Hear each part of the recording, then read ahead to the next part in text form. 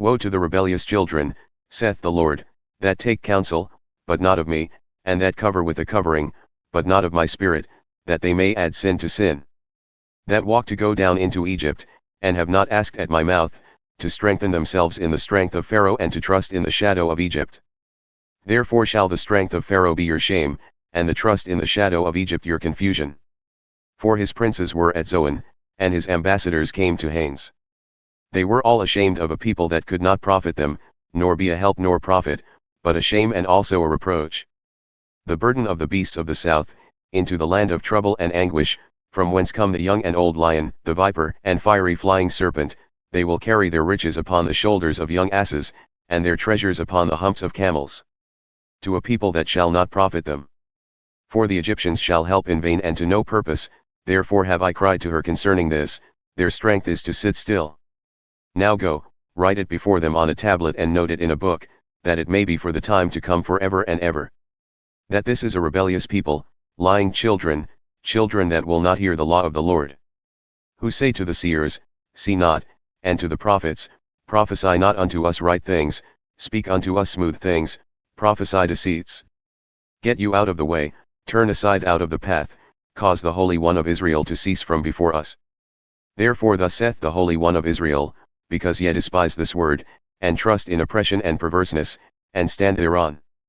Therefore this iniquity shall be to you as a breach ready to fall, swelling out in a high wall, whose breaking cometh suddenly at an instant.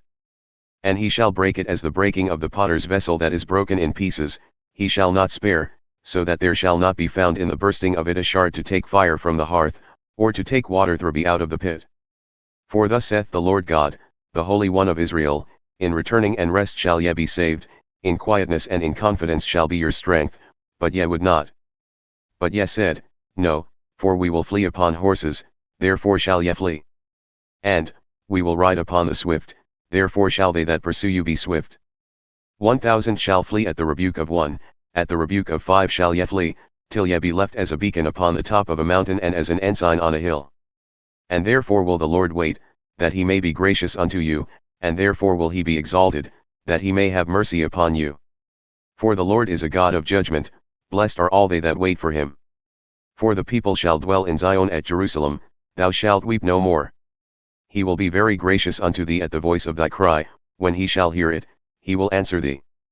And though the Lord give you the bread of adversity and the water of affliction, yet shall not thy teachers be removed into a corner any more, but thine eyes shall see thy teachers. And thine ears shall hear a word behind thee, saying, this is the way, walk ye in it, when ye turn to the right hand and when ye turn to the left. Ye shall defile also the covering of thy graven images of silver and the ornament of thy molten images of gold. Thou shalt cast them away as a menstruous cloth, thou shalt say unto it, get thee hence. Then shall he give the rain of thy seed, that thou shalt sow the ground therewith, and bread of the increase of the earth, and it shall be fat and plenteous. In that day shall thy cattle feed in large pastures. The oxen likewise and the young asses that till the ground shall eat clean provender, which hath been winnowed with the shovel and with the fan.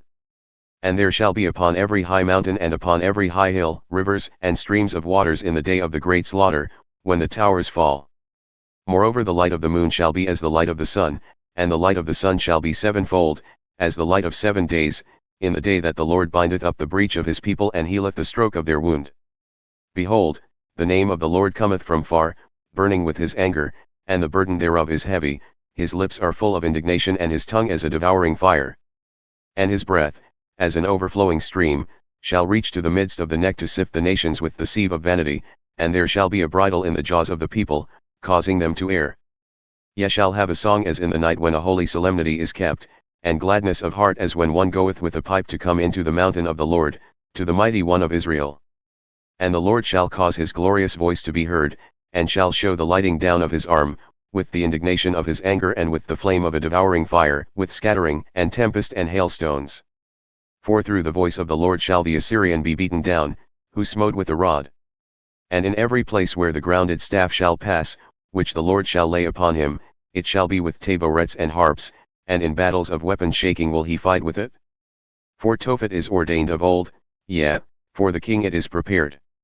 He hath made it deep and large, the pile thereof is fire and much wood.